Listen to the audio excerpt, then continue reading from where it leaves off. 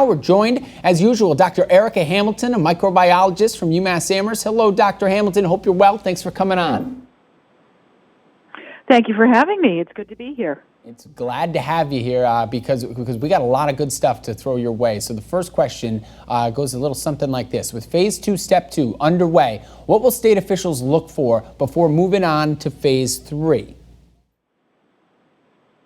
What state officials want to see is a continual reduction in not only the number of cases of COVID-19, but in the number of deaths of COVID-19 in our state. When we open up more this week and allow entrance into restaurants and things like that, does our coronavirus rate and rate of death continue to drop? And that's what we want to see.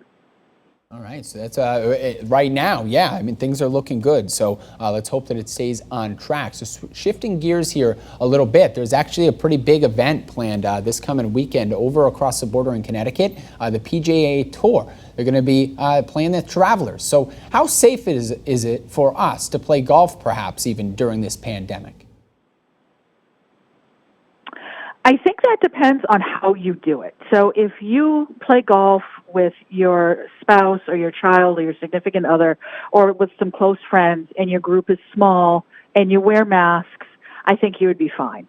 It would be the same as going out for a walk because you are outdoors and outdoor activities do tend to be safer. And if you wear masks and keep your group to a small number, I think that would be fine. The problem you run into is things like the use of golf carts. How many people are in the golf cart, and you're sitting really close together. Some golf courses are not allowing their use, so you have to think about how you're going to get around the golf course. And then sometimes golf courses get crowded, and you end up with more than one group of people sort of waiting in line to golf. Sorry, I'm not a golfer, so I don't know the correct terms. But you don't want to have large crowds of people around you if you are out golfing.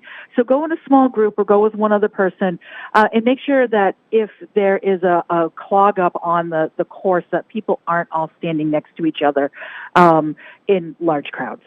Yeah, tee boxes can get certainly crowded. I believe that's a term you're looking for. Don't worry, though, Dr. Hamilton. I'm not the best golfer or know the terminology anyways. But so here's the final question as I make things awkward as usual. It goes like this. Why does the World Health Organization recommend not wearing masks while exercising? Well, if you have worn a mask, you know that even if it's a correctly made mask, even if it's relatively on the thin side, it is harder to breathe through them. You can breathe in and you can breathe out, and you can get air exchange going in and out, but it takes a little bit more effort than it would if you didn't have it on. And the problem is that when you're exercising, especially if it's a vigorous exercise, you need to breathe deeply in order to get more air into your lungs. And so that becomes even harder when you have a mask on.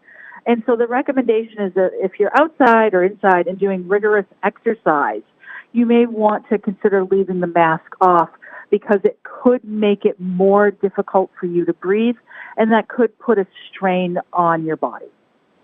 Great answers, as usual, Dr. Erika Hamilton. Yeah, maybe skip the workout of the day in the CrossFit world and stick to a walk. Great stuff, as usual. We'll catch up with you here, Dr. Hamilton, in the coming days. Stay well. I know it's hot out there, all right? Be sure as well, everybody here at home, stay indoors. Avoid this heat. Watch us here at 12:30 here on 40 as Dr. Hamilton and other experts answer your questions about this global pandemic.